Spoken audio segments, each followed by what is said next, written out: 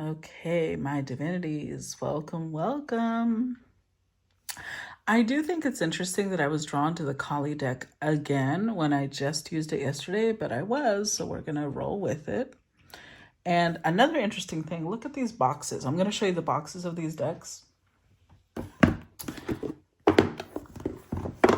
Y'all see a theme? It's like a lot of purple, like a lot. That's not normal. Like, I'm not saying I usually choose color-coded cards to go together, but this is what showed up. So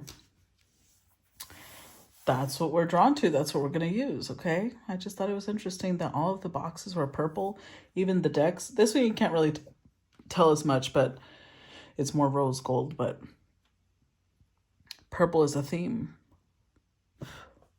So I don't know if that's your crown chakra. Try to turn this candle off. Hold on. Or maybe purple is your favorite color. Purple could have something to do with one of the deities you're drawn to. So let's see. Let's dive in. What's the message for today's collective? The message. Okay, we've got Kali Kapali. Ooh, again, Mahavidya. Didn't we get this yesterday? We'll see. I don't remember. Or it could be another one. And Yuga Shakti. Okay.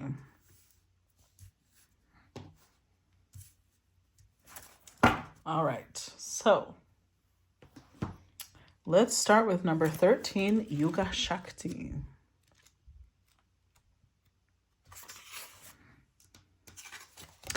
So this one says, her timing is fierce with compassionate wisdom. To love her is to honor her greater knowing. She demands the surrender of our futile attempts to control that which is beyond our sphere of understanding until that pain transforms into the sweet pleasure of release. Even the right thing cannot attain fruition at the wrong time. Trust her and be shown again and again that her divinely orchestrated workings of time serve you faithfully with love and grace. Kali's outstretched tongue and open mouth signify her fierce form as the devouring divine warrior goddess. Time emerges from Kali and ends with her. To birth the new, she devours the old. Persistence for clinging to what has been, the attachment to our past pain, and fear of an unknown future are no match for her genius and unwavering will to clear it away to provide the best conditions for the next chapter to unfold. There are cosmic cycles within which the personal cycles in our lives must align. There are karmic time frames that govern soul contracts and relationships, the timing of life circumstances and changes of fortune, and the opening up of pathways for us. Using our free will, we can enhance the flow of healing and do all we can to ready ourselves to step forward at the appropriate moment. Yet it is the Divine Mother, in her infinite wisdom and regenerative power, that knows and enacts the perfect transition at the best time. She orchestrates the shifting of individual and collective cycles to be in harmony with each other, so every being gains spiritual benefit through what unfolds. The oracle of Yuga Shakti confirms that you are going to experience considerable change. The timing of this unfoldment is significant. There are many factors at play.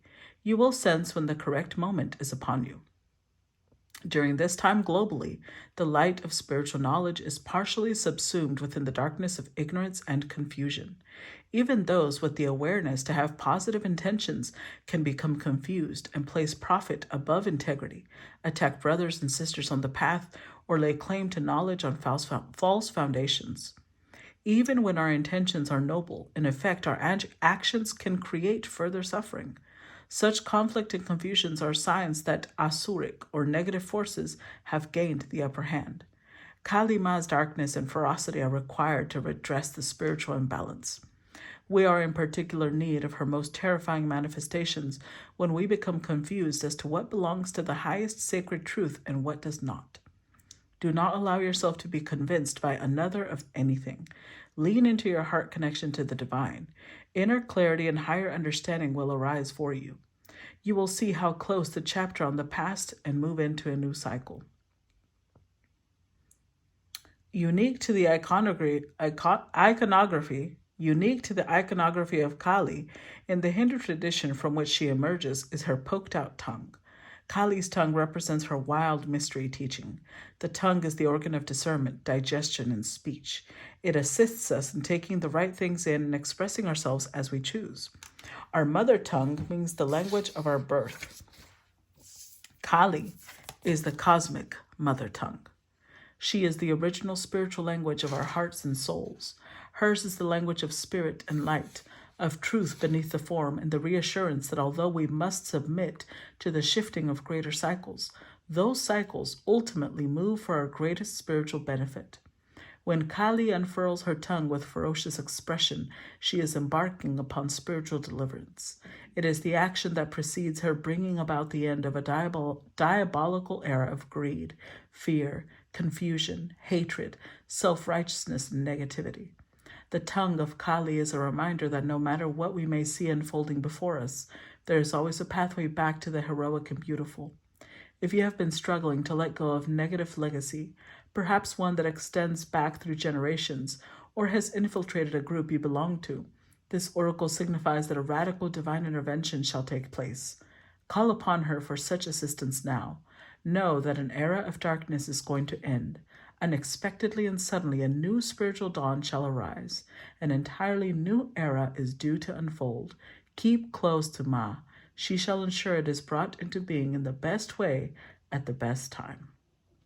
Okay, interesting. Now, number 8, Kali Kapali.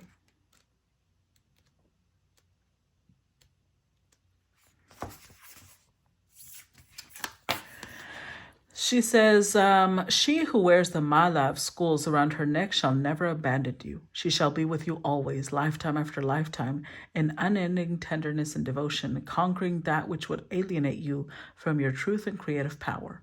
Trust in the effectiveness of your prayers and requests for her assistance. Have confidence in divine intervention. No matter how dire things may seem, you shall transform a negative experience into a positive one that honors your soul. Kapali is the wearer of schools. The Kapala Mala, or school mala, is a version of the prayer or mala beads used to call in and strengthen divine presence by using sacred sounds, repeating mantras or prayers while counting the beads. You are encouraged to speak to her from your heart about whatever is troubling you. She will do whatever it takes to release you from your suffering. This form of Kali arises in a reading when you need to know a truth. She will make sure you find it, even if you would rather continue in peaceful ignorance for a little longer. This truth, however disruptive it may be, is not a punishment. It is a protection. You may not be able to see that at the time, but you will be grateful for the changes that come from her revelations later on. School mark the passing of time. Trust that time can be your ally to heal and emerge anew. You will need faith, but in due course, you will see how the universe has been supporting you in all ways when you feel restored and supported again. Often, an encounter with Kali Kapali entails direct confrontation with the thing we fear the most. Like a physical therapist placing pressure on a point of tension to get it to release, Kali Ma's presence can give rise to acute pain. She is not causing the pain. She is the method by which it is released. It takes a pure and courageous heart to approach Kali, for she is unpredictable and does not respond well to those who try to control her. She always defies the grasp of ego. You cannot know how or when she will enact her divine will. You may feel led right into the emotional, psychological, or physical issues that have thus far evaded healing. She gives no credit or honoring to our fears because she knows our real capacity to overcome them and awaken. Her sacred medicine breaks down our resistance and our confusion and shows us we are made of more potent stuff.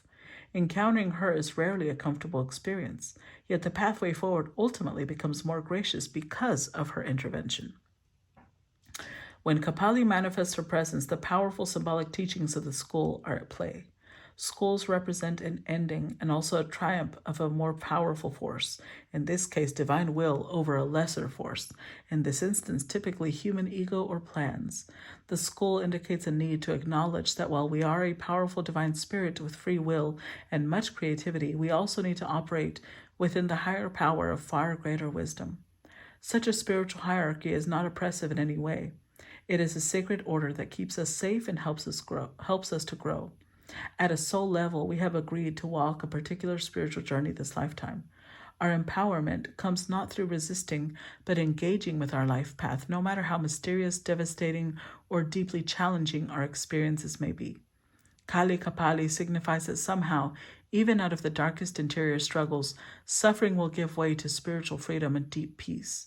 Commit yourself to participating and co-creating your life path with all the passion of your mind, body, and soul, while submitting to the greater workings of your destiny with all the trust your heart can muster. The skull, especially without a jawbone, has been a symbol of those who operate outside traditional moral conventions in Eastern and Western cultures. Kali Ma is the queen of such unconventional spirits. The appearance of Kapali can be a sacred message that your soul path shall not be limited by societal conditioning of any kind. Conformity will not support your journey and would threaten to rob you of your spiritual freedom, especially at this time. She is here within you, reminding you that you have the strength to remain true to yourself, even if that means standing apart from others. Tune in to the spiritual power within. It is beyond what society understands and can offer. It will nourish, protect, inspire, and guide you through any troubles. If your path is diverging from your original plans, or your journey is out of sync with those around you, trust in what is happening and know that you are within her care. Okay. And last but not least, I just realized this is not the one that came out yesterday, because the one that came out yesterday was this one, Khadga. This one is Mahavidya. It's a number 15.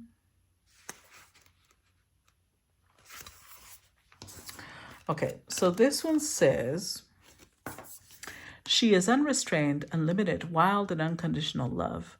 The heart knows how to attract grace and manifest creative resolutions where the mind sees only difficulties. A spiritual awakening of tremendous value is opening for you. As your inner being reorients itself around the increasing inner light, established structures built upon lesser foundations will have to give way. She demands the courageous embrace of experience. She is your call to initiation and growth, your invitation to embrace your path. Rise and greet your destiny. Mahavidya is the great wisdom that manifests through 10 wisdom goddesses.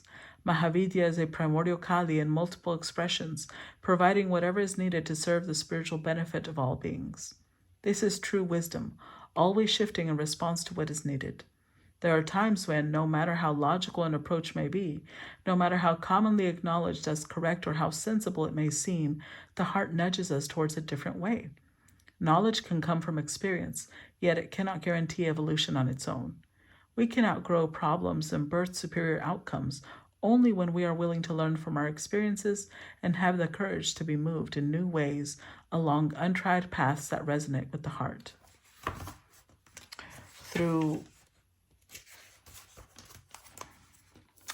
engaging the heart, knowledge can become wisdom. Wisdom is known by its effect. It elicits healing, transformation, and provides a path through any difficulty. You may feel bound to unwanted circumstances. The way to be freed from the oppression or constriction you are feeling is through wisdom. However, there is a sacrifice required to obtain it: the surrendering of fixed opinions and judgments based in self-cherishing viewpoints. Self-cherishing is a term from the Buddhist tradition, which holds wisdom in very high regard. A self-cherishing viewpoint sounds as though it is self-loving, but it is not. It is the viewpoint that reinforces the ego. It generates fear, confusion, and anxiety. It does not really love the self and wants the best for the soul. It just wants the universe to behave in predictable ways according to the whims and desires of the ego. It could be that the self-cherishing viewpoint reinforces the idea of being superior to others. Alternatively, it could be based on the idea that we are inferior and deserving of poor treatment. In action, the self-cherishing viewpoint is akin to a child who only wants to drink sugary drinks, perhaps because they remind her of her birthday party when she feels like a princess. She wants always to feel so special. When given a plate of broccoli and carrots and gasp, a glass of water, the self-cherishing viewpoint of that child is thwarted. The universe is not behaving according to her view of things. The wisdom response to this is to disentangle the healthy desire to experience our innate worth from the circumstances. We can then realize that the unexpected veggies are a gift of love and well-being. There is no distress, only growth and learning. The self-cherishing viewpoint prevents us from accessing such wisdom. Instead, it attempts to lock the universe into behaving according to our limited view, and when it does not, we feel anxiety, distress, and confusion. We interpret the plate of veggies to mean that we don't matter, that we have no value, that we never get what we want, and so forth. However, when we want lemonade and life hands us lemons, the wisdom within will prevent us from despairing and inspire us to become creative and maybe find a lemon press or even grow an orchard. If things don't appear to be working out, do not buy into the self-cherishing limitations that create distress and confusion in your heart. There is an interpretation of what is happening that will bring you peace. You are not being punished or denied. You are being assisted on your path. Although you may feel thwarted, that viewpoint shall be temporary. It will give way to the realization that you are deeply loved, cherished in an authentic, soul-honoring way. You have nothing to fear. Wow. Okay, I know that was a lot of reading, but these are long, so I gotta put the time aside for that. Let's go ahead and, now that we've read the messages, let's see how this resonates with today's collective.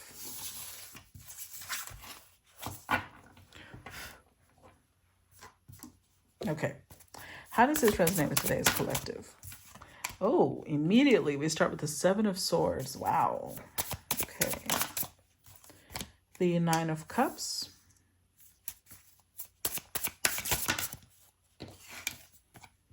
The Two of Cups. The Page of Swords. The Sun. The Five of Pentacles.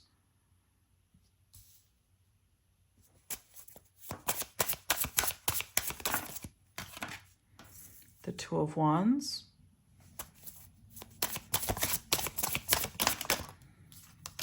The High Priestess and the Queen of Wands. Overall energy, Queen of Cups, Temperance, the Chariot, and Death.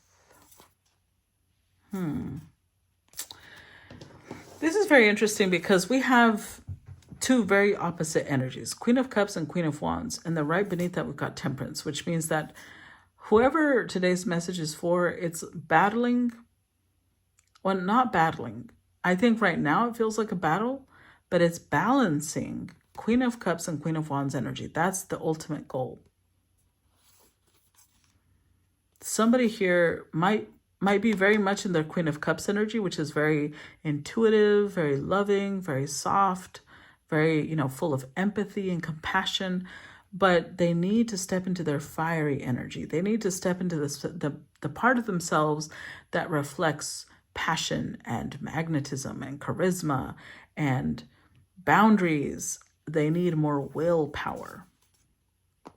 And so they're going to be put through a little bit of a change here. That's why, the warnings of, number one, there's a Yuga Shakti was talking about the mother tongue being Kali, right? And she's the one that comes in and destroys things that do not serve us. Kali, Kapali, again, all of these, we're talking about how don't take it as a punishment. Whatever's happening, don't take it as a punishment. She's here to help you transform. Again, we see a skull and butterflies, all symbols of transformation. Because there's some pain here. There's some sorrow, some grief that we're holding on to. And because we're letting that become our emotional, it's like we're allowing this to become our permanent emotional state. And she's trying to recharge us. She's trying to bring us back to life. But I don't know, it's like something big is going to change, but you might not like it initially. Especially with the Seven of Swords, it's like there's this resistance to the change.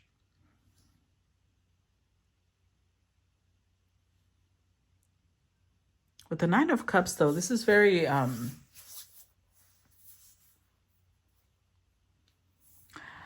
don't think this is professional.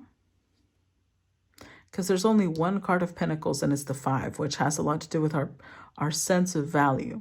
So this feels more on the personal level. I also don't think this might have to do with relationships, but I think it might have to do with what type of relationships you attract, what type of friendships you attract, what type of business partnerships you attract. And it has to do with your inner child, the Page of Swords here. It's whatever your inner child is holding on to that you're not really